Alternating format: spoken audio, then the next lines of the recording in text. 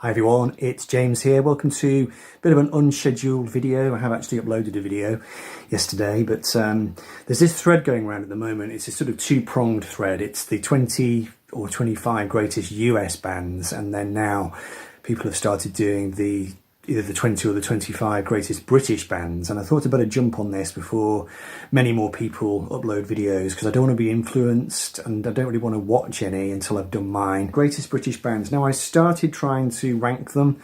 I can't rank. I just cannot rank records. I mean, I've tried it in the past and semi-successfully, but you know, generally speaking, I struggle. So what I'm going to do, I'm going to compromise. I'm going to go through my picks chronologically, starting with the most recent and going up to the furthest away in time. But then if I get my courage up, I'll then do a little sequel at the end of the video where I try to nominate what I think are the 10 greatest bands and rank them. But we'll see about that anyway. So, not my favourite bands, the greatest bands. So obviously, if it was my favourite bands, you all know the bands that I'd pick. If you've been watching my channel long enough, you will know. So yeah, greatest I think means most influential, you know, had a huge cultural impact at the time that they were around, and also their influence has lasted over time. So they're still sort of seen as relevant, they're still seen as influential, and generally speaking, they've all been quite commercially successful. I don't think any of the bands I've got on my list, you know, didn't sell records. They were all really commercial leviathans, but it's that kind of cultural significance or that kind of sense of influence and reach that I've tried to go for. There's only one band that I do not have any records by.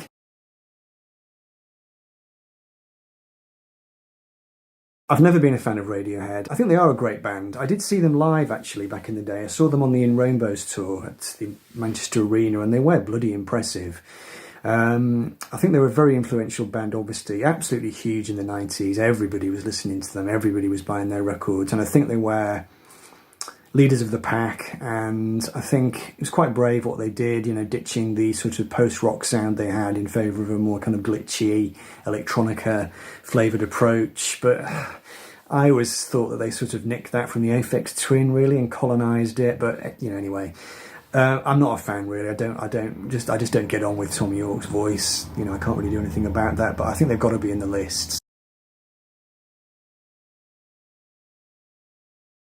Again, just a hugely influential band, massive cultural import. The kitchen sink thing was hugely influential. Squeeze did it first, but you know, the Smiths did it on a larger scale, probably, and just in terms of cultural reach. And I just think, you know, you can't really have a list like this without having them on there.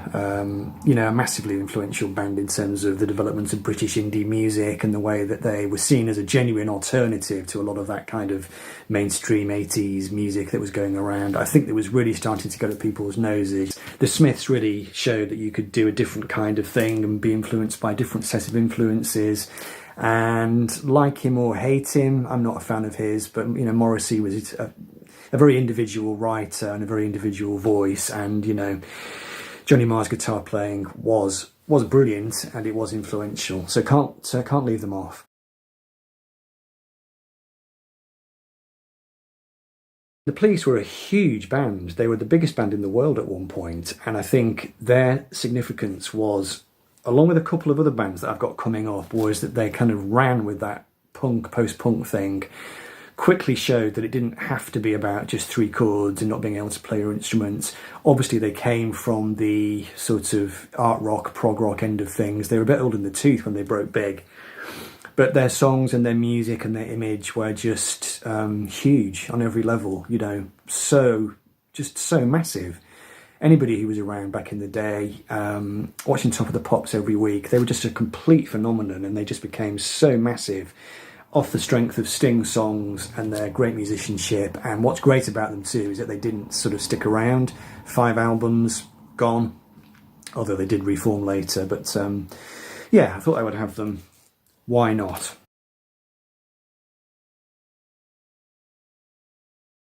I do think the Specials are a great British band. I think they sort of really they wrote about what was going on around them in the late 70s and the early 80s, you know. I think Ghost Town is a genuinely sort of brilliant piece of work. It's one of those songs that they should really sort of, put in a rocket ship and fire it off into space. It really did say a lot about what was happening at the time, Thatcher's Britain and everything. And not just that song, but lots of other tracks as well. One of the first, if not the first, sort of truly multicultural band in Britain. And I think they, again, a bit like the Police, they showed the way out of the potential ghetto that was punk, because punk could have just completely hit a brick wall. But the Specials and a few of these other bands that I'm showing at the moment kind of helped to evolve the art form, I suppose. I mean, they were not punk, were they? They were, they were the two-tone thing, but they sort of came out of all that.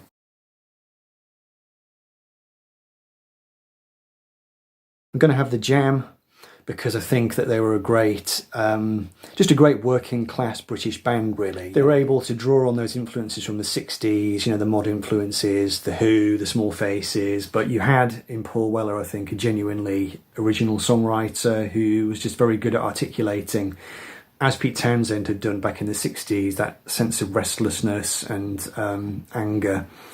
Just one quick mention, I would have had Elvis Costello and the Attractions in, because I do think they were a brilliant band as well, but I'm not going to include them because it was kind of, the Attractions was sort of a backing band, but they did occur to me as well when I had the Jam in the list. Their first album, a whole generation of young bands learnt to play the guitar from listening to this album. It was, sort of like the Beatles and the Stones all over again in a way. It was a reboot. Clearly they were not the band that actually performed the reboot, but they were one of the most, or perhaps the most important band that kind of rushed in after the reboot happened, and we'll get to that band in a moment. A slightly checkered recording career. They tried a bit of classic rock for the second album. London Calling, I think, is a brilliant album. It's very diverse, and I think really on that album what the major contribution the Clash did was introduce sort of reggae and world sounds into rock music and into post-punk. That kind of Jamaican vibe, I think, was just really crucial to fostering that kind of very forward-looking musical thing that was happening in the late 1970s when bands were starting to get wise to certain cultural things, Just a really, really important band. Like I said, maybe a slightly checkered career in terms of the recordings they made, although obviously they did do some great albums.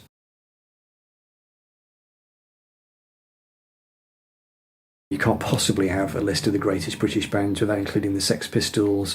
This is, I was going to say their magnum opus. It's their only opus, really. The Chris Thomas produced debut.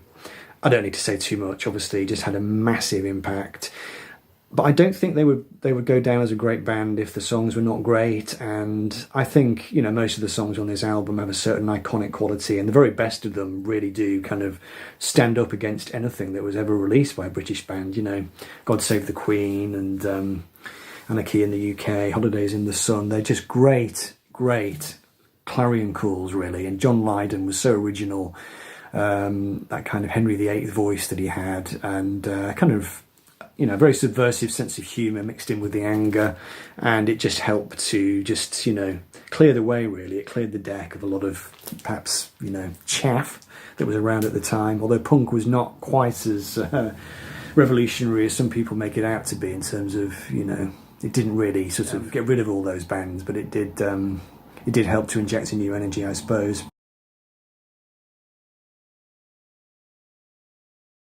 A band that was hugely influential on the punk movement, but who were not punk themselves, so I couldn't leave them out, was Roxy Music, who I think, at least on their first couple of albums, and on this album too, the third album, this is Stranded, the one they made after Brian Eno left, just a very important band in terms of their sartorial elegance and the experimental nature of the music, the theatricality, all of which was going to inform punk, obviously.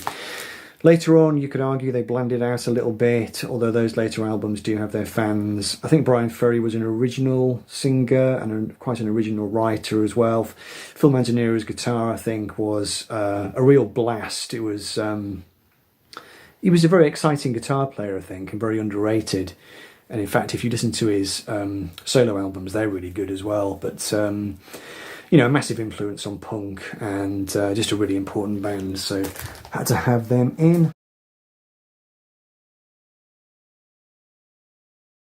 you know, they sort of get pigeonholed now for the Christmas song, but there was a huge youth movement which gathered around them in the early 1970s, and their live albums, Alive, is probably the greatest live rock album of all time. I mean, you have to sort of hear it to understand it, really, the way that they took rock and roll and turned it back into something incredibly visceral. After the 1960s, things did go a bit Simon and Garfunkel and Joni Mitchell, and there's nothing wrong with that at all, but it was sort of like rock music was growing up and turning into something maybe a bit more adult, mature. And I think Slade and T-Rex came along and reminded people, actually, pop music, rock music is meant to be for the kids, and I think they had a really great sense of how to do that.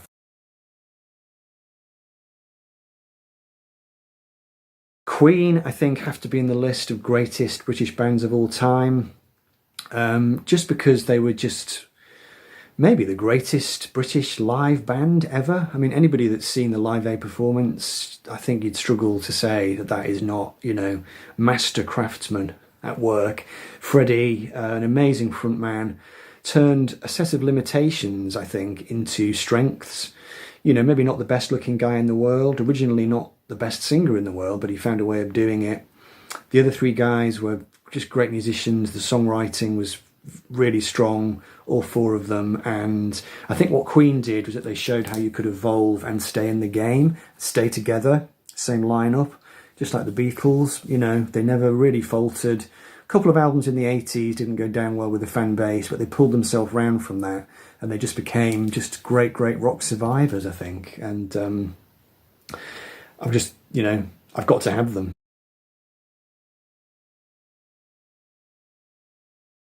Obviously, you've got to have Led Zeppelin in there.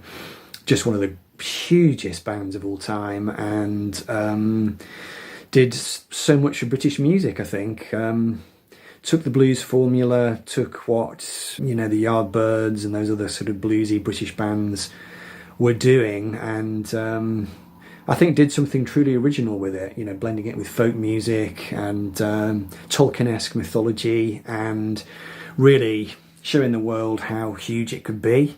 And again, a bit like Queen, they had a very consistent run of albums in the 1970s, and, you know, a couple of weaker ones later on, as Queen did, but they went out in a blaze of glory in a way. You know, they didn't sort of hang around into the 80s and make a load of crap 80s albums, but yeah, I just think that's completely without debate. I think Zeppelin have to be in.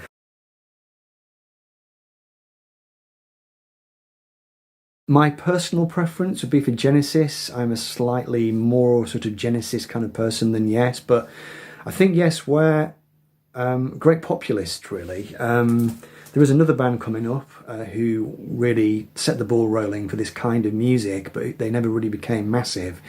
I think Yes, because they took it to America and they became huge.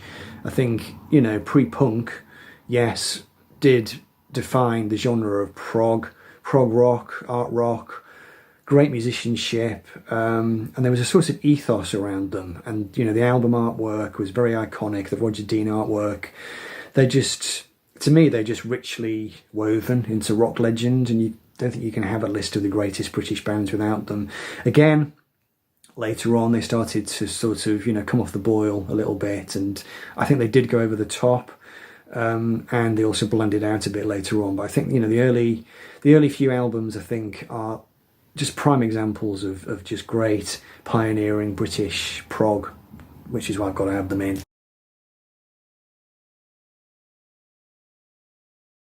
Just one of those great sort of iconic record collection bands. I've said before, the first great record collection I ever saw was my cousin Mark's, and I used to go around to his house and flick through his records, and this is one album that was always there in the pile, and I would look at it and just think, it just looks so iconic. Great artwork.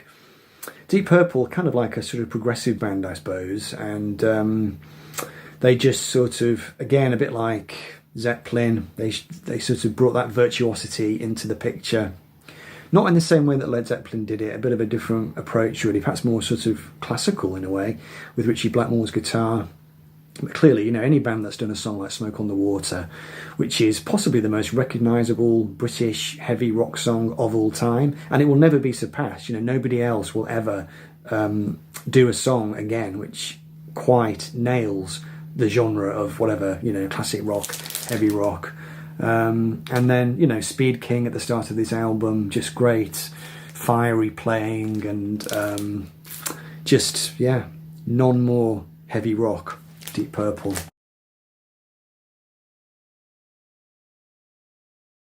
Couldn't see a way through to not having this bunch in, King Crimson, just because really they did sort of invent progressive rock, and they never had the reach that Yes did or Genesis did. They were more like a laboratory, I always think. I think Bill Bruford always said that. He said you would go to see a King Crimson show in order to work out what it is you needed to be doing as a musician, and they would evolve each time and do something different. Even in the 80s, when they started doing, albums like Discipline, experimenting with electronics, ethnic sounds, I think what was great about them was that they were always cutting edge, and they showed the way to be cutting edge, influential, without really sort of ever becoming massive, but they were always going to be a record collection staple in terms of the evolution of British rock, with a very particular aesthetic, I suppose. Bill Bruford, just one of the greatest drummers, and had some other drummers in the band as well, obviously.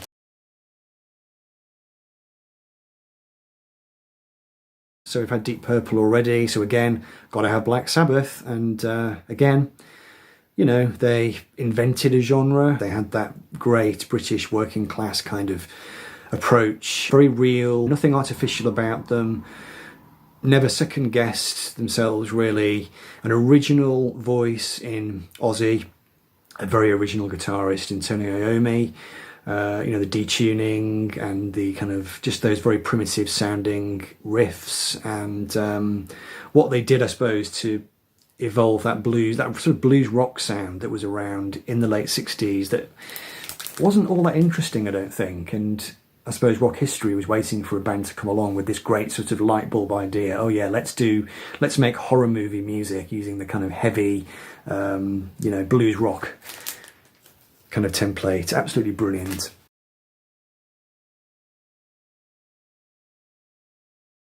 Pink Floyd.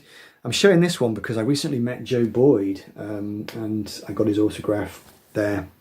Joe Boyd produced a couple of tracks on this. This is Relics, obviously. So Pink Floyd, again, they were right there at the outset of British psych music. You can argue that Syd Barrett invented that, really. I don't know whether there was another songwriter at the time who was doing stuff that was very similar to that, but David Bowie was hugely influenced by it. The Who was hugely influenced by it. Then, obviously, Sid leaves the band, and then they go off and just become, one of the biggest selling bands of all time. Dark Side of the Moon, Wish You Were Here, later on The Wall. Maybe a bit of a checkered career in terms of their music. A couple of albums here and there which are maybe not that great, but and I know some people think of the Floyd as being a bit of a yawn fest. I know they have their detractors. But to me, I think they definitely are in the list, and in fact they're going to be in my list of the top 10 greatest that I'm going to do in a moment as well. So there we go, Floyd. The Kinks did have a very checkered career, and later on they did go a bit sort of arena rock in the 80s, or a lot arena rock in the 80s really. But I think you can't leave them off the list. If you've got the Smiths in there later on in the 80s, you've got to have the Kinks. In the 60s, the same kind of thing. The Kitchen Sinkery, Ray Davies's brilliant observational songwriting, Dave Davies's hugely influential guitar sound on You Really Got Me, with the broken speaker that he was using at the time, and just the sort of primitive power chords, and just great songwriting, I think. Autumn Almanac, and Victoria, and Waterloo Sunset, just absolutely timeless British pop music in a way. And it's amazing to me that they didn't become bigger than they were, and the fact that their career actually nosedived in the 1970s or even back in the 1960s actually, is quite extraordinary given how great they were.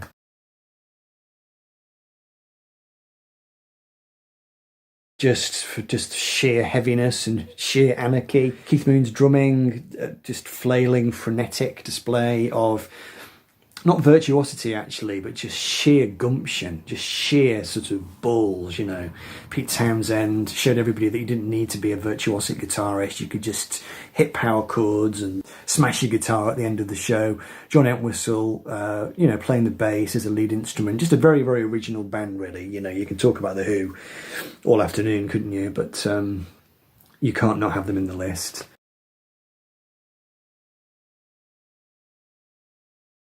The Stones, who maybe stayed around too long, became a bit of a travelling carnival or a travelling circus in a way, but you know, originally in the 60s, heading into the early 1970s, they were just a great British rock and roll band, a great British rock and roll institution, really, and clearly they laid down the groundwork for so many imitators and just had a great instinctive grasp of their craft, the Chicago blues that they loved and the soul music and the country. And they were great synthesists, I think. They were able to weave strands together, and the Stones obviously have earned their place in history.